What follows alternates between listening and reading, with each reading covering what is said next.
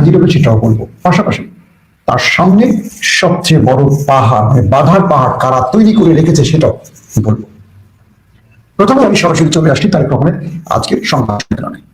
আজকে তারেক রহমান অধিকাংশ প্রশ্নের উত্তরগুলো দিয়েছেন আন্তর্জাতিক জার্নালিস্টদের, সাংবাদিকদের।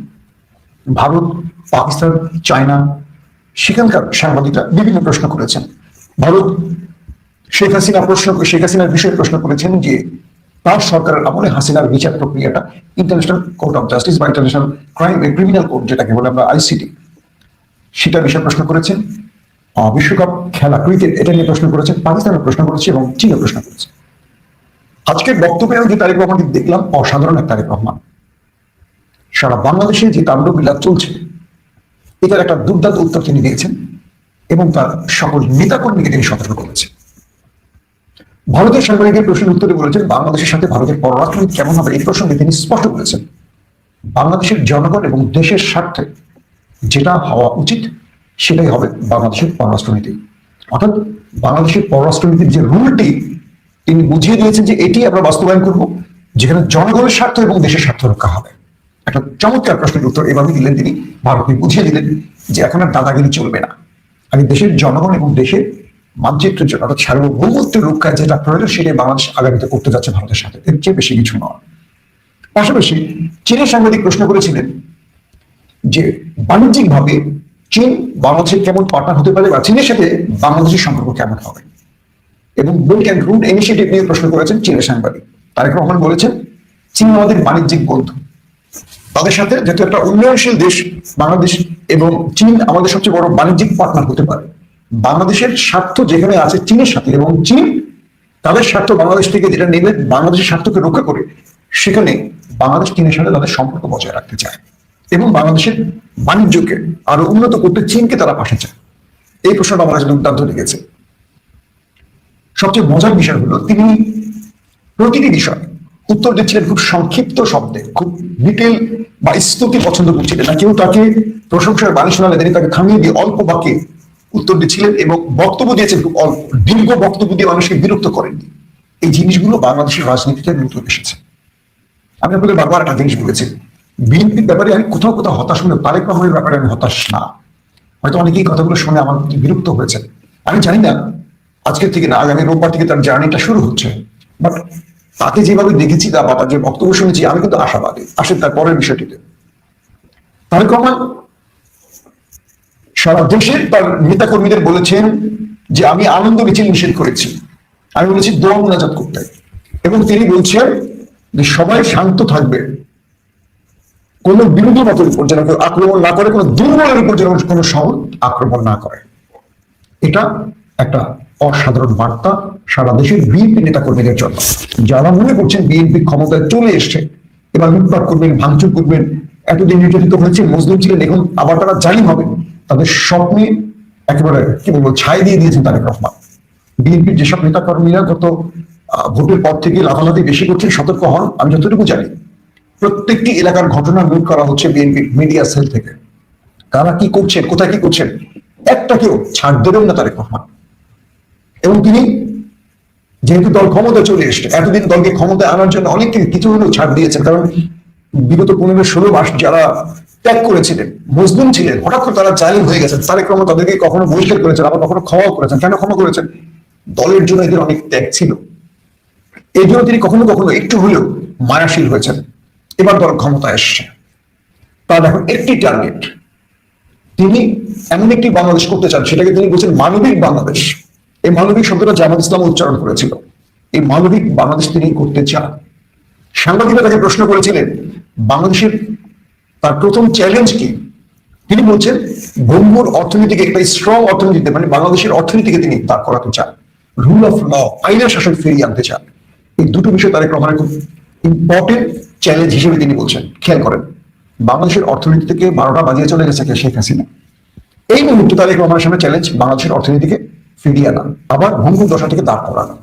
2 নম্বর, বাংলাদেশের আইন শৃঙ্খলার মারাত্মক অবনতি হয়েছে গত 15.5 বছর এবং কন্টিনিউ পরবর্তী এই মানে ইউনিট সরকারের আমলে বিভিন্ন সময় আমরা দেখেছি বিভিন্ন জায়গা থেকে আন্দোলন এটা সেটা করে আইন শৃঙ্খলা বাহিনীর মধ্যে হতাশা, সকালে একজন এখানে বদলি, বিকেলে একজন এখানে বদলি, পুলিশ ঠিক মতো কাজ করতে পারছিল না। তো সবকিছু মিলে এখন যে বিষয়টি তৈরি হয়েছে তারেক রহমান চ্যালেঞ্জ হিসেবে মনে করছেন অর্থনীতি এবং আইনের শাসন প্রতিষ্ঠা। তার মানে হলো তিনি তার এই এজেন্ডা রেখেছেন যে আগামীতে কোন দুর্বল আক্রান্ত হবে না সবল দ্বারা। আমরা আশা করি এটা যদি বিএনপি বাস্তবায়ন করতে পারে এই দেশটিকে আমরা ভিন্ন রূপে দেখবো, জিয়াউর রহমানের বাংলাদেশ হিসেবে দেখবো। আসেন তারপরের বিষয়টিতে। তারেক রহমান তার পুরো বক্তব্যের মধ্যে যে জায়গাগুলোতে খুব শক্ত অবস্থানে ছিলেন, রাষ্ট্র সংস্কার এবং রাষ্ট্রের উন্নয়নে তিনি কর্ম তৈরি করা, যুবকদের কাজ দেওয়ার বিষয়গুলোকে চিন্তা করেছেন। এখন প্রশ্ন হলো, সারা বাংলাদেশে বিএনপি নেতা কর্মীদের মধ্যে যেরকম অ্যাগ্রেসিভ ব্যাপারগুলো আমাদের সামনে এসছে, এটাকে তিনি কোন ফর্মুলায় নিয়ন্ত্রণ করবেন, এটাকে হয়তো আমরা আগামী দিনগুলোতে দেখতে পারবো।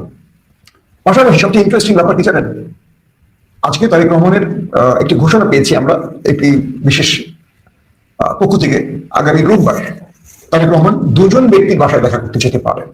একজন যে আমাদের সম্মানিত আমির ডক্টর শফিকুর রহমানের বাসায়, আর একজন হলেন জুলাই অভ্যুত্থানের প্রধান সমন্বয়ক আমাদের নাহিদ ইসলামের বাসায়। তারেক রহমান তার খেলা শুরু করে দিয়েছেন, বুঝতে পারছেন? এই তারেক রহমানকে আমরা দেখতে চেয়েছিলাম। এতদিন সমালোচনা করেছি যে কাজের, আমার জায়গাটা কিন্তু সমালোচনা করার। আমি কখনো যাকে ভালোবাসি তাকে ব্লাঙ্ক চেক দিয়ে ছেড়ে দিতে পছন্দ করি না। খারাপটা সমালোচনা যে কেউ তার করবো।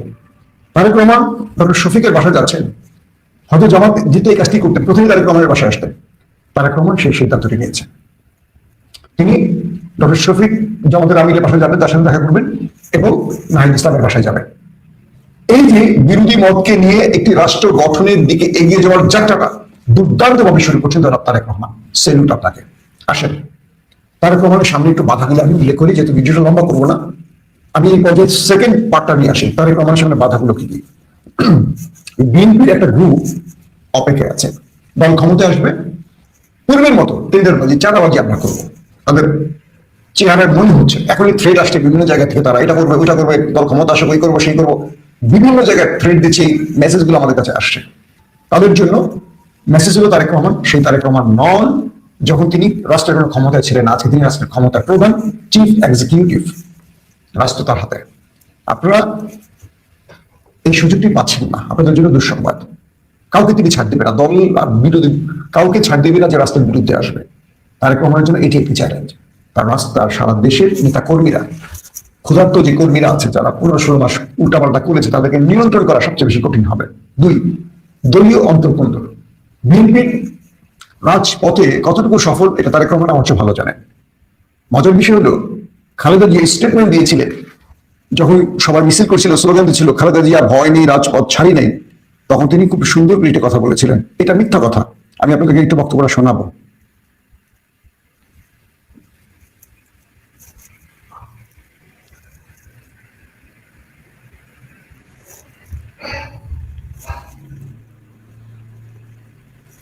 আপনার খালেদা জিয়ার বক্তব্যটা একটু শুনবেন।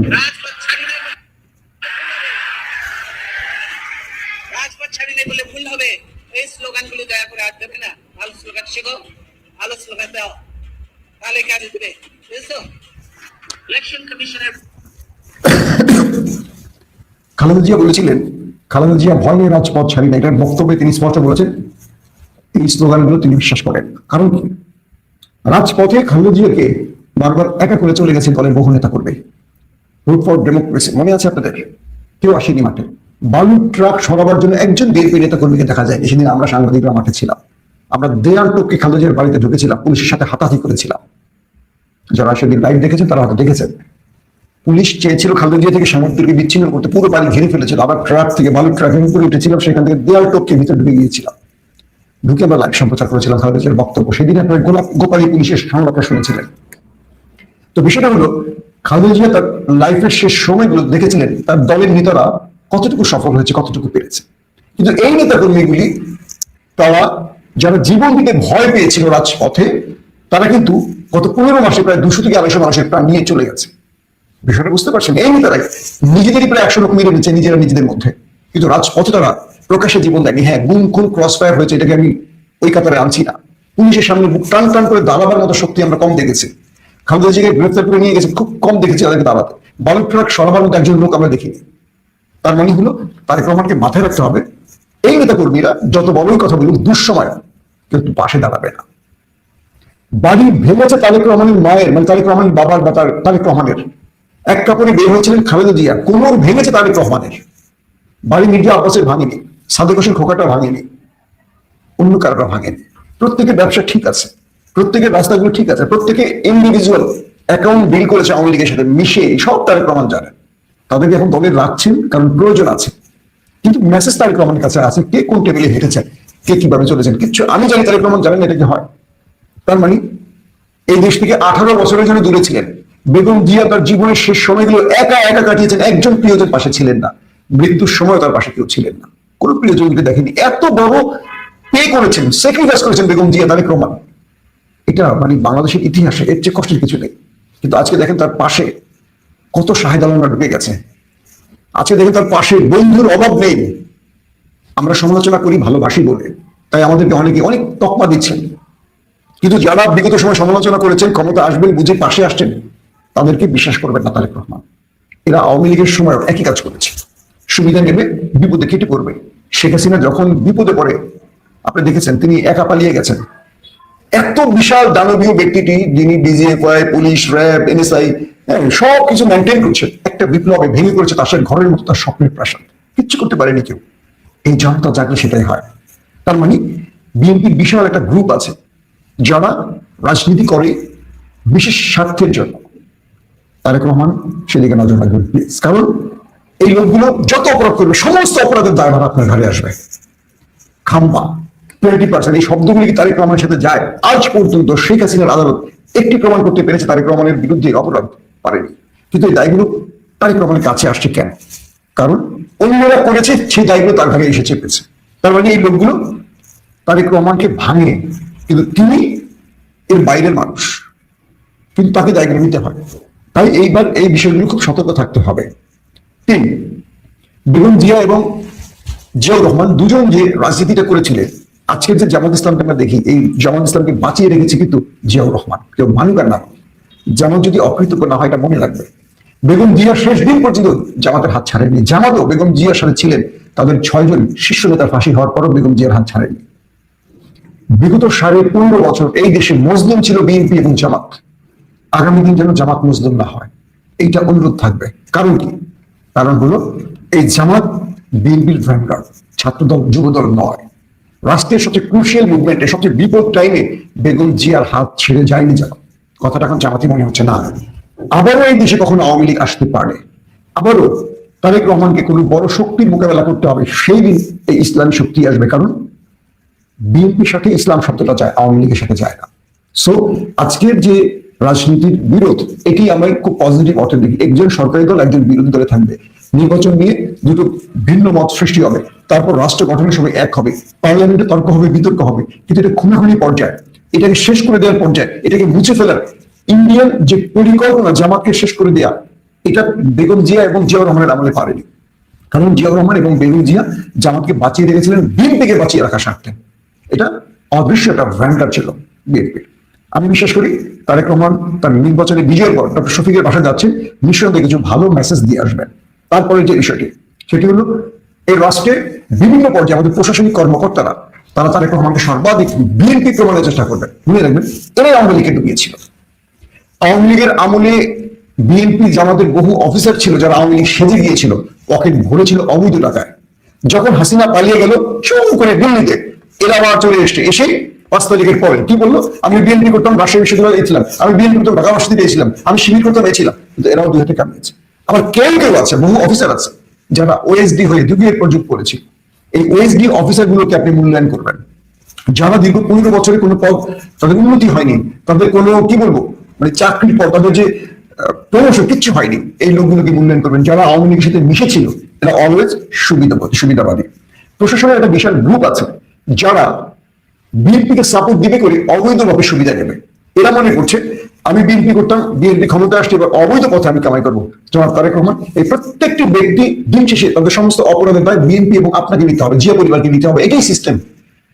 হাসিনাকে যেমন সব দায় নিতে হচ্ছে, হাসিনা তো চুরি করেছে, তার পরিবার চুরি করেছে। জিয়া পরিবারের বিরুদ্ধে একটি টাকার অবৈধ অর্থ নেওয়া আত্মসাতের কোনো অভিযোগ নেই, না বেগম জিয়ার নামে নেই, না তারেক রহমানের নামে নেই, না জিয়াউর রহমানের নামে ছিল। এই দায় নেবে কেন? শেখ হাসিনা তার ছেলে সন্তান নিয়ে না, সবারই এই রাষ্ট্রে লুটার অভিজ্ঞতা বা কি বলবো প্রমাণিত সত্য যেটা আদালত থেকে প্রমাণ হয়েছে, তারা এই রাষ্ট্রকে লুটপাট চালিয়েছে। হাজার হাজার কোটি টাকা নিয়ে গেছে জয়, তার মা, তার বোন, তার কাজিন, সবাই গোষ্ঠী শুনতে। কিন্তু জিয়া পরিবারের বিরুদ্ধে অভিযোগ নেই। কিন্তু আপনাদের মন্ত্রী, আপনাদের নেতারা লুটপাট করেছে, তাদের যা সমস্ত তারেক রহমানের ঘাড়ে পড়েছে, বেগম জিয়ার দল বিএনপির উপর পড়েছে। এখান থেকে দলকে মুক্ত করতে হলে আমার মনে হয় ক্লিন ইমেজের ব্যক্তিদের মন্ত্রী বানাতে হবে, যোগ্য ব্যক্তিদের মন্ত্রী বানাতে হবে, এবং যারা সর্বোচ্চ স্তুতিকার দাবিদারি করে তাদের থেকে দলকে দূরে রাখতে হবে। এই দাবিদার প্রশাসনিক কর্মকর্তারা সুযোগের অপেক্ষায় থাকে। এখন বিএনপি আসে সুবিধা নেবে। বিএনপি ক্রুশিয়াল টাইম পড়লে একজনও সহযোগিতা করবে না। একদম আমার বাস্তব অভিজ্ঞতার কথা বলি। দেশে এসটি যখন খুব হাড্ডাহাড্ডি টাইম, আমাকে মেসেজ দেওয়া হলো পুলিশের মধ্যে একটু কাজ করতে। পুলিশ কি চাচ্ছে? তারা আওয়ামী লীগের বিরুদ্ধে বিএনপি জামাতের ব্যাপক আন্দোলন। আমরা গোপনে গোপনে, আমি ব্যক্তিগতভাবে গোপনে গোপনে পুলিশের বড় বড় কর্মকর্তা যারা ছাত্রদল থেকে পুলিশে এসছে বা শিবির থেকে এসছে তাদেরকে আমরা যোগাযোগ করতাম। তাদেরকে আমরা বিভিন্ন বার্তা দিতাম কিভাবে আন্দোলন করা যায়, কোন পয়েন্টে করা যায়। অবাক করার বিষয় জানেন, একটা পর্যায়ে বহু পুলিশ আর আমাদের ধরা দিত না, কারণ তারা আওয়ামী লীগ সেজে গেছে চাকরি বাঁচাতে বা অবৈধ সুবিধা। কারণ পুলিশ তো সবাইকে হাসিনা ব্ল্যাঙ্ক চেক দিয়ে দিচ্ছে যে তোমরা যত বড় কামাই করো, চুরি করে লুটপাট করো, আমার সমস্যা নেই, শুধু আমার ক্ষমতায় রাখো। পুলিশ তো এটাই চাইছে, কিসের বিএনপি, কিসের জামাত, আমার দরকার পকেট ভরা। আওয়ামী লীগের আমরা ধরতে পারলে আমার সমস্যা কি? বিএনপি কবে আসে না সে দরকার নেই। লুটপাট চালিয়েছে তারা। মানুষ হত্যা, গুম, ক্রস ফায়ারের অনেক তথ্যের জন্য আমরা বলতাম বিএনপি একটা ছেলেকে নিয়ে গেছে, তখন জনিরে নিয়ে গেছে। যখন আমি তখন 21 টিভিতে জনির অবস্থা জানার জন্য বারবার ফোন দিয়েছি বিএনপি সমর্থিত পুলিশকে, ভাই ফোনটা ধরেই নেই। পরে শুনলাম তাকে মেরে ফেলছে ক্রস ফায়ারে। আমরা পাগলের মতো আমাদের ভাইদের রক্ষার জন্য কাজ করতাম যারা টেলিভিশনে তখন ছিলাম। বহু বিএনপি সমর্থিত পুলিশ আমাদের সাহায্য করে নাই। দুঃখজনক, আজকে তারা বড় বড় পদে বসে গেছে, তাদের চেহারা দেখতে পাচ্ছি। তারা হয়তো আগামী দিনে এই কাজগুলি করবে, আবার দল বিপদে পড়ে সব কেটে করবে। যারা তারেক রহমান, এই লোকগুলোর ব্যাপারে সতর্ক থাকবেন। তিন, আওয়ামী লীগ তার বিভিন্ন এজেন্ডা নিয়ে মাঠে নামবে। আওয়ামী লীগের বাম গ্রুপ অ্যাক্টিভ, আওয়ামী লীগের সুকল্ড বুদ্ধিজীবীরা অ্যাক্টিভ, আওয়ামী লীগের গণমাধ্যমগুলো অ্যাক্টিভ। আপনাকে এই মুহূর্তে যে গণমাধ্যমগুলো সর্বাধিক তেল দিচ্ছে, আপনাকে নিয়ে মহাকবি বানাচ্ছে, মহা কিংবদন্তি বানাচ্ছে, অন্য কিছু বানাচ্ছে, এই লোকগুলি বিগত সময় আপনার একটা বক্তব্য চালাবার সাহস করেনি। আপনার পক্ষে এতটুকু টিকা টেলিভিশনের নিউজ দিয়ে যারা টিকা দেওয়ার সাহস করে, রাতারাতি তারা এখন আপনার স্তুতিকার, আপনাকে নিয়ে উপন্যাস লিখছে মনে হয়, সিনেমার কিংবদন্তি আপনি এভাবে সাজিয়ে দিচ্ছে। দেখেন টেলিভিশনগুলো, এরা জানে এখন আপনাকে ভাঙতে হবে, আপনার থেকে লুটতে হবে, সুবিধা দিতে হবে। এই মিডিয়া থেকে সতর্ক থাকুন। বিগত 15.5 বছরের কোন দুঃস্বপ্ন আপনি যদি ভুলে যান, আগামী দিনে সেটা আরো বড় দুঃস্বপ্ন হবে। সো এরা ক্ষমতার পাশে থাকতে চায়, এরা ক্ষমতার পাশে থেকে কাক হয়ে উচ্ছিষ্ট খেতে চায়। এদের ব্যাপারে আমাদের সতর্ক থাকতে হবে। যারা সমালোচনা করে তাদেরকে শত্রু ভাবার কোনো দরকার নেই।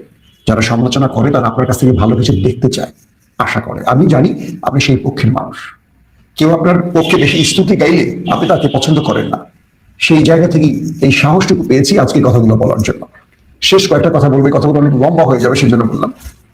আমরা বিশ্বাস করি আগামী দিন জনাব তারেক রহমান, আপনি এবং আগামীতে যারা বিরোধী চেয়ারে থাকবে জামাত সহ এনসিপি, আরেকটা নতুন বাংলাদেশ দেখাবেন আমাদের। প্রত্যেকটি ভালো কাজে আমরা এই দলগুলোকে দেখতে চাই বিরোধী রাষ্ট্রের স্বার্থে যেন বিরোধী মত থাকে, ব্যক্তি স্বার্থে নয়, ব্যক্তির লাভের জন্য না, দলের স্বার্থে যেন না হয়। দেশের কল্যাণে আমরা আপনাদের মধ্যে বিতর্ক দেখতে চাই, আবার ঐক্য দেখতে চাই। হাসিনা নেই, হাসিনাকে ফিরিয়ে আনার রাজনীতি করবেন না, শেষ একটি কথা। কারণ হাসিনা আসাটা বিএনপির জন্য সবচেয়ে ভয়ঙ্কর হবে। অতীতের অভিজ্ঞতা মনে রাখতে হবে। জিয়াউর রহমানের হত্যা, বেগম জিয়ার পরিণতি, এই দুটোই ছিল আওয়ামী লীগের প্রতি তাদের সহানুভূতি, আর কিচ্ছু না। এক বাক্যে বলতে পারি, আওয়ামী লীগ বিএনপিকে তার প্রতিশ্রুতি মতো আওয়ামী লীগ যেটা বলছে আবারও পে করতে বাধ্য করবে, এবং জিয়া পরিবার শেখ হাসিনার চরম শত্রু। সো এই ব্যাপারে কেউ যদি কোনো বুদ্ধি দেয় আওয়ামী লীগকে আবার আনতে হবে রাজনীতিতে, এরকম এই চ্যানেলে এইভাবে, সেটা আমি মনে করি বাংলাদেশে আওয়ামী লীগ আসলে বিএনপি রাজনীতি হুমকিতে পড়বে। কারণ জামাত তার অবস্থান শক্ত করে ফেলেছে। জামাত 40 থেকে 44% ভোট পেয়েছে। আওয়ামী লীগ আসা মানে বিএনপির ভোটের হাত দেয়া। কারণ এবার বিএনপি জিতেছে শুধু বিএনপির ভোটে না, আওয়ামী লীগ এবং হিন্দুদের ভোটে। আওয়ামী লীগ চলে আসলে আওয়ামী লীগ এবং হিন্দুদের ভোটগুলো চলে যাবে আওয়ামী লীগের পক্ষে। তার মানে জামাত আর আওয়ামী লীগের মধ্যে, মানে জামাত থাকবে এক, বিএনপির আওয়ামী লীগ দুর্বল হবে। কারণ আওয়ামী লীগ এই মুহূর্তে জামাতের জন্য হুমকি নয়, বিএনপির জন্য হুমকি, রাজনৈতিকভাবে বিএনপির জন্য হুমকি। আমি বিশ্বাস করি আগামী রাজনীতিকে পরিচ্ছন্ন রাখতে হবে। একটা গঠনমূলক রাষ্ট্র গঠনে বা আমাদের যে নতুন বাংলাদেশের স্বপ্ন, এই স্বপ্নের জন্য আওয়ামী লীগ সবচেয়ে বড় বাধা। আওয়ামী লীগ মুক্ত বাংলাদেশ আমরা দেখতে চাই, যে বাংলাদেশে থাকবে ন্যাশনালিস্ট বিএনপি, ইসলামিস্ট জামাত ইসলাম, সঙ্গে আরো যারা আছেন, যদি এই বাংলাদেশে এই রাজনৈতিক দলগুলো ঐক্যমতের ভিত্তিতে করতে পারে, শহীদ জিয়াউর রহমানের বাংলাদেশ তারেক রহমানের মাধ্যমে আরেকবার দেখতে পাবো। কারণ আজকে তার বক্তব্য যখন শুনছিলাম, আমি তারেক রহমানের মাঝে জিয়াউর রহমানকে দেখতে পাচ্ছিলাম। আমি শুভকামনা জানাই এই দলটিকে, ভালোবাসার দলটিকে। আশা করব বিএনপির কোনো নেতা কর্মীর মাধ্যমে